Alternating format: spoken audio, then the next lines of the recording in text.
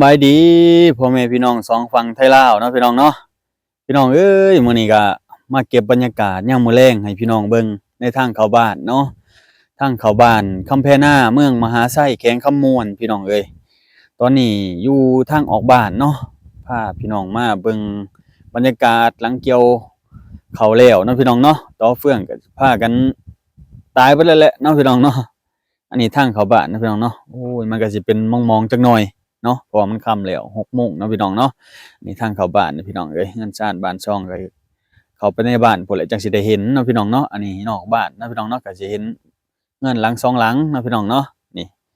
บรรยากาศบ้านเฮาอัปเดตให้เบิ่งยามมื้อแลงเพราะว่าบ่ได้ลงคลิป